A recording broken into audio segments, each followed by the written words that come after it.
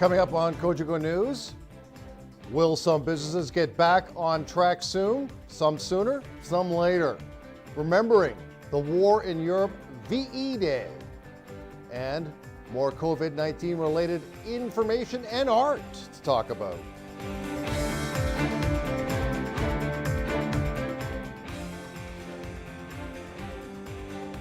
Hello again, everybody. Welcome to this Friday edition of Cogeco News. I am Greg Estabrooks. First tonight, as we always do, someday we won't be, but today we are. A look again at the COVID-19 update board brought to you by the North Bay Parry Sound District Health Unit. No new positive tests to talk to you about this day. We're up to almost 3,300 people tested, waiting though on 549 results. 18 positive, 16 resolved, 2 in self-isolation. Some loosening of provincial guidelines regarding COVID-19 restrictions began today, more this weekend. Not a lot, though. A positive step, but a small one nevertheless. Nipissing MPP and Economic Development Minister Vic Fedeli is looking to get out and about in some capacity this weekend. Primarily about getting the economy rolling again. Thankfully, today we see the garden centers and the greenhouses opening to the public. Tomorrow, I can't wait to get into Canadian Tire and Henry's Hardware and Ferris Hardware, Home Hardware. I'll be heading into those places with, I'm sure, many others in a properly responsible and socially distanced way. But the big thing will be Monday when the curbside retail opens. We'll be seeing tens of thousands of employees back in their offices, and that'll start to help the economy, followed very quickly by the auto sector, which is opening up as early as next week. And so we're going to see tens upon tens of thousands of people put back to work, and I think that will answer most of the questions that I have about, when are we going to see money starting to roll? Fedeli's ministry, of course, is dedicated to job creation. COVID-19 has seen a lot of job destruction, at least in the short term. How long does Fedeli think it's going to take to get close to normal? Well, I don't think it's years. We really see a lot of hope. I spent this week on the phone with video conferences with many sectors right across Ontario who have a lot of great ideas in terms of the recovery, jobs in the recovery, and they're very hopeful. We see a lot of new sectors coming. The manufacturing of personal protective equipment. We gave our first Ontario Together award to a company in Oakville, Virox Technologies, brand new company that'll make wipes, sanitary wipes. We see many more of these awards coming up. So we're going to be in, this is a multi-billion-dollar sector that we're now going to enter that we weren't in that business before. So we do see hope. Now, a lot of people in Northern Ontario were hoping that restrictions would be loosened, especially in this part of the province, given the fact that COVID-19 isn't as prevalent as major urban centers. Here was Fedeli's response to that. I told them we wouldn't open Northern Ontario because we love Northern Ontario.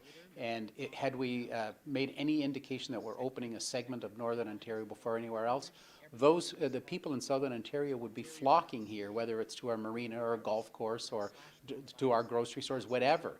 That is exactly how the virus would spread. So the best advice came from the Chief Medical Officer of Health, and all medical officers of health in Ontario: don't open anything regionally because that's how you'll spread the virus. While different provinces are offering different changes to pandemic rules and pandemic rule relief, the federal government will continue to offer supports for Canadian workers and Canadian businesses for the foreseeable future. MP Anthony Rota of Nipissing-Temiskaming, of course, joins us now via his trusty phone through Skype to talk about the continuation of those benefits. Serious concern out there, and I mean the job losses came in this morning and they're quite high. We expected a certain number, and it's pretty close to what we expected, and it's not a pretty picture. Basically what we've done is there's more than 7 million people that are receiving CERB, the Canada Emergency Response Benefit, and that's just to help people make ends meet. So that's there. Another 2 million workers are being supported through the Canada Emergency Wage Subsidy, and that allows employers to keep workers on the payroll and keep them working. And that's a key one. And the important thing to that one is once this rolls around or once this starts picking up, employers will have their employees to bring back.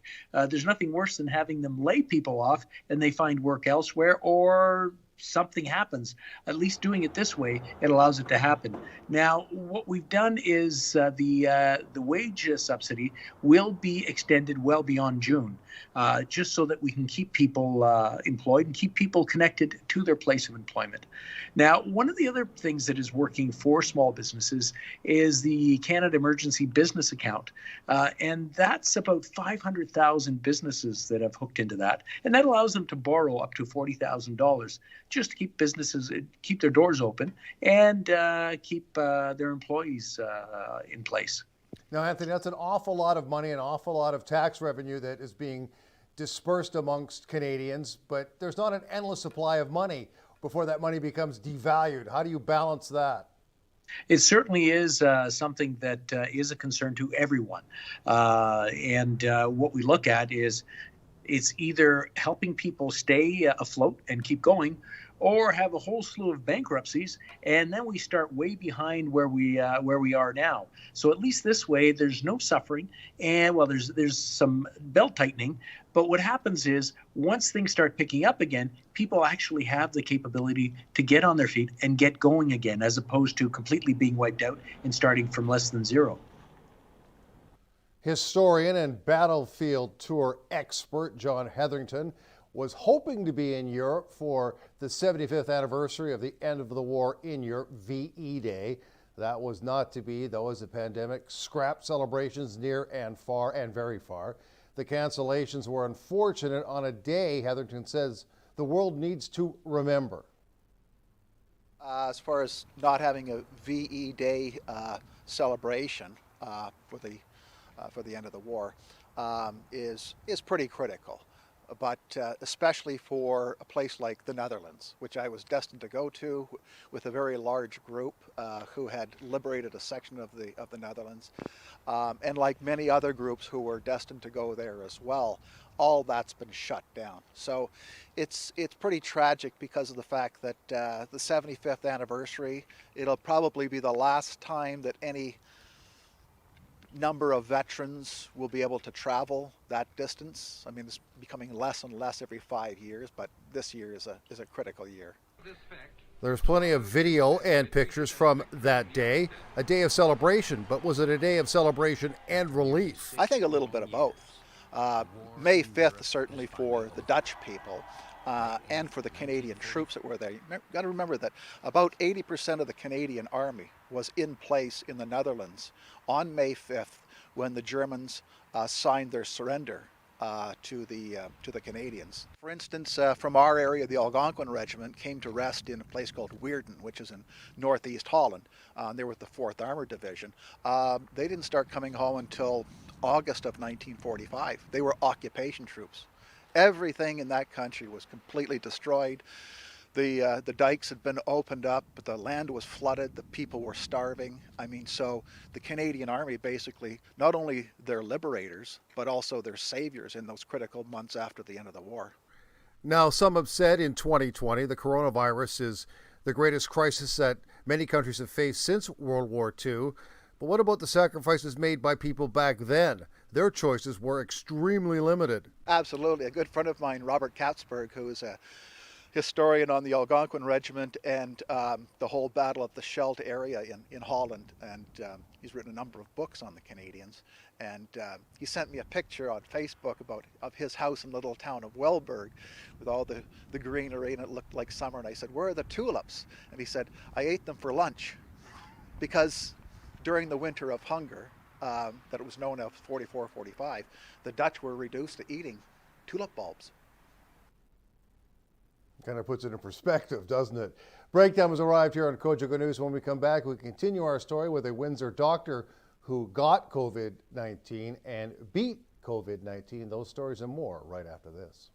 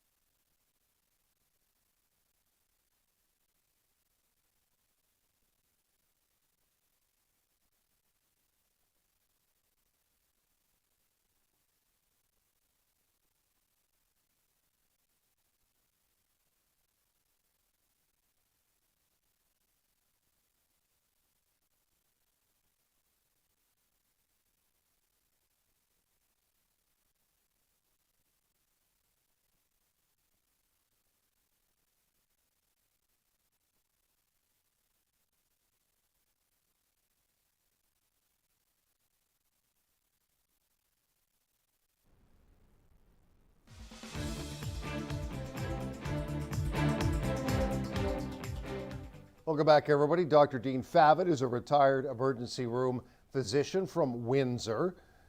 Favitt recently got COVID-19, was hospitalized, and beat COVID-19. We told you Thursday about him being in hospital for a while for treatment. More of that discussion today with your TV's Robert Scuzelin. Well, I got upstairs to the room and I was there for a day or two, and then I started getting confused.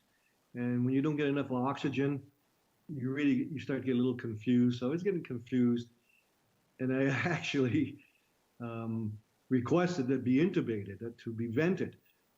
And they said, well, you know, you're a patient. You can't make these orders, you know, to have yourself ventilated. And I said, I just can't breathe. They said, this is crazy. And then I started to get more and more confused. And then they said, then they moved me from there to the ICU, where I was then vented. So while you were vented, how long were you in the ICU, and were you conscious at the time? Just before they actually vented me, for maybe the 12, 18 hours, I was so confused, didn't know where I was. Then they brought me into the ICU and they vented me. I was on the vent for about 10 days. And the ICU doctor, Dr. Eli Malice, who was phenomenal, and all the staff up there, he said, you're lucky you're in relatively good shape, he said, because with your chest x-ray and age, you have about an 80% mortality. So I go, oh, I'm glad you told me this afterwards. But then they said that we're going to have to tube you. And I don't even remember that part. And then, so I was on the vent for 10 days. And then the next day when they took me off the vent, I was still a little bit out of it, but coming around more and more. I sort of had it easy. My wife at home, who was going, turning gray because I was just laying there. I didn't know what was going on. You're on a vent, you're sedated, you're taking a nap. So. Yeah, I was going to ask, how difficult was it for your wife and your family to, like, she drops you off and then, you know, was she in contact with the hospital, or did they contact her? Or? Oh, she was in contact with Dr. Malice and the nurses up there, like nonstop. And he even gave her his personal phone number, call me anytime, I'll update you daily. Basically what happened, she drops me off in front of the hospital, and she never saw me again for 3 weeks.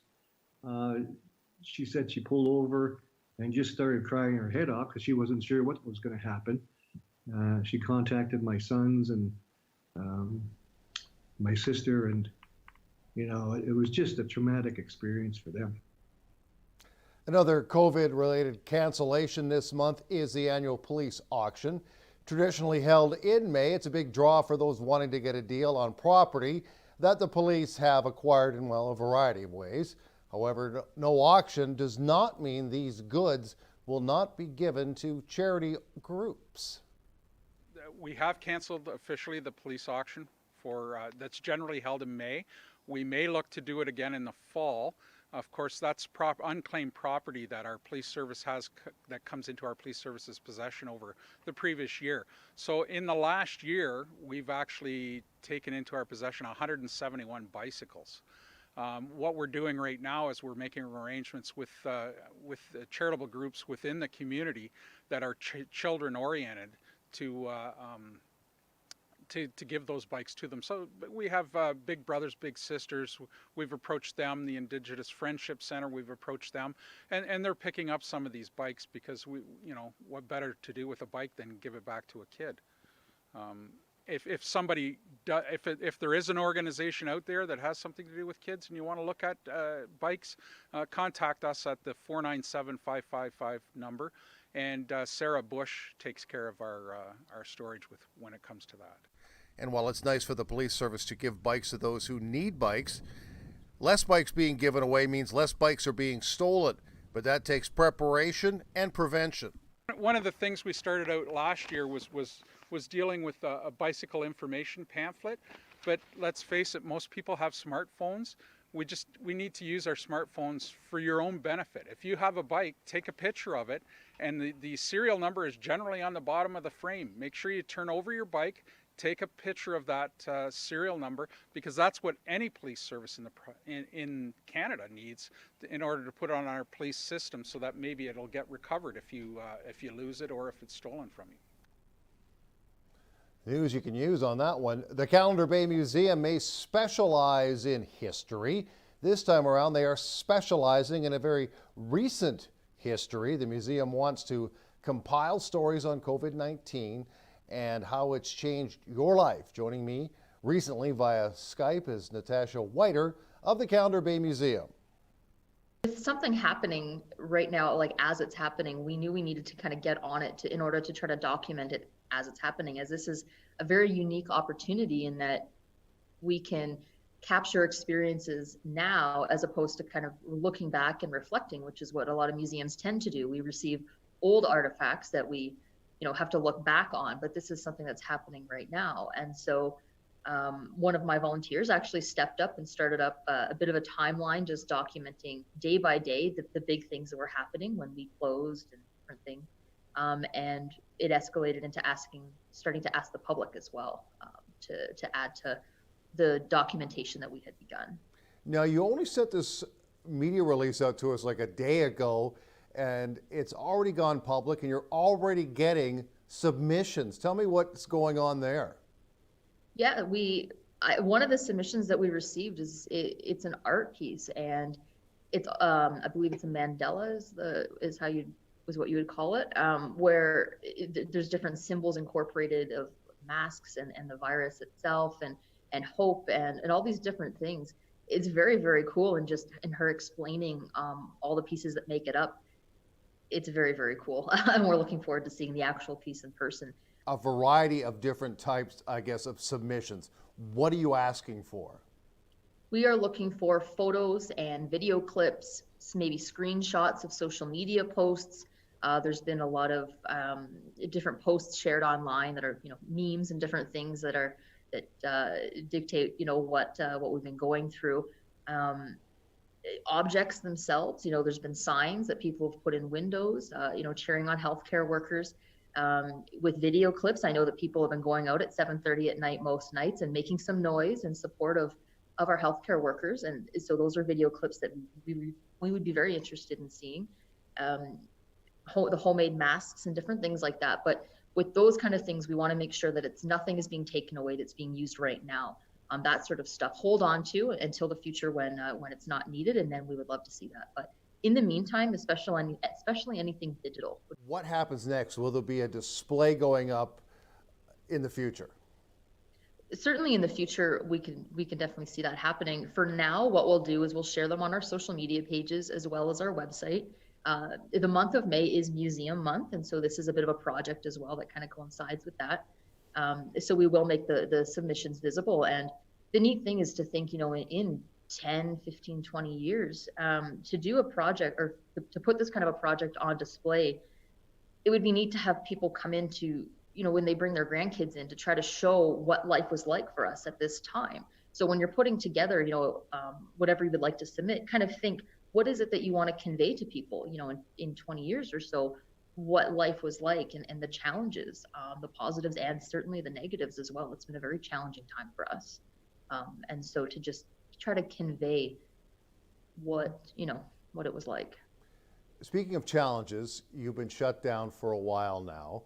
You're in the building, but no one else is.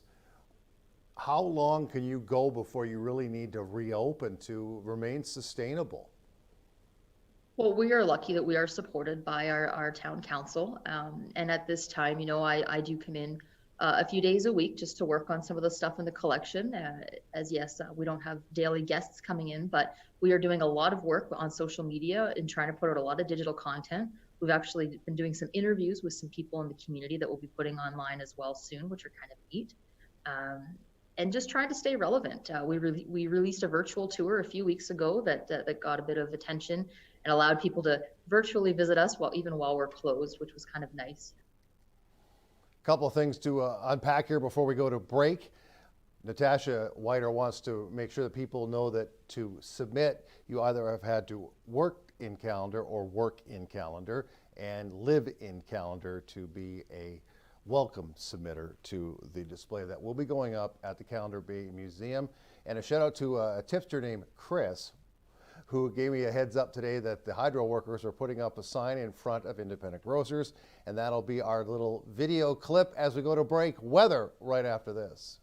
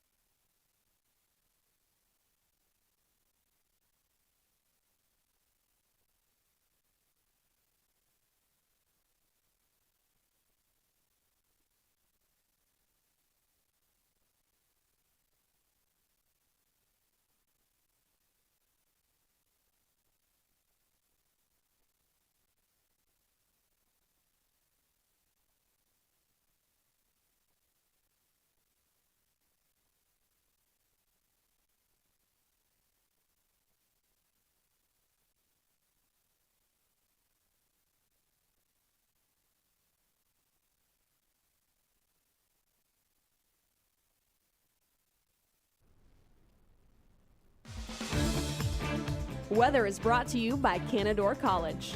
Great things happen here. Welcome back, everybody. When does May seem like March? Today. It's going to stay cold as well for the next few days. Chance of more snow. Unbelievable as we approach the middle of May. Temperatures will not be warming up to where more or less they should be by the end of next week. Lovely. Let's get to the 5-day forecast brought to you by Environment Canada and Canadore College. Overnight tonight, -6 with a wind chill of -10. Winds from the north. Pretty good chance of snow. Saturday, a mainly cloudy day with a brief appearance by the sun. Flurries will be ending in the morning. -12 in the morning, UV index 5 or moderate. Moving on to Sunday, -4 and -8 are your temperatures under cloudy skies. Monday, sun but cold, 4 and -5. And Tuesday, slightly warmer, partly cloudy, 7 and -2. The high yesterday was 6, didn't feel like it. Low is -3, normal's way above it, 16 and 4. Break time again. Wrap things up when we come back.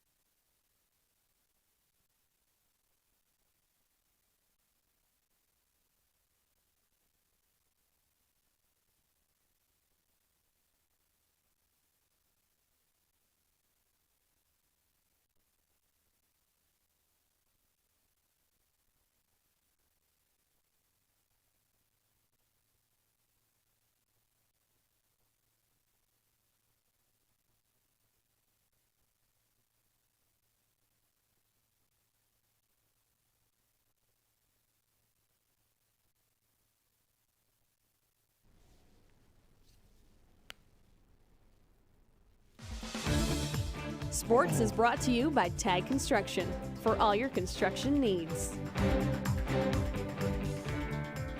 Welcome back, everybody. Brief sports time now. Bay Today first reported a couple of days ago that a pair of former Team Canada East teammates with local connections selected in the United States Junior Hockey League online draft on Tuesday. This is called Phase 2 of that draft. Former North Bay Trapper forward Cole Kraft selected in the third round, 39th overall by the Lincoln Stars in the draft. Cole had 28 goals, 36 assists, 64 points in 56 games with the Rockland Nationals last season. Meanwhile, Voodoo's netminder Owen Say was also drafted 6th round, 79th overall by the Sioux City Musketeers. He led the league in saves, save percentage, and had 3 shutouts. Finally, we here at Cogeco want to recognize people who have gone above and beyond to help others during the pandemic through a contest that can be entered via our Facebook page. And you can go check that out. Visit Your TV North Bay on Facebook and let us know who you think has gone above and beyond. We have gone above and beyond time-wise. We are out for the rest of this week. We'll see you again Monday for more Cogeco News.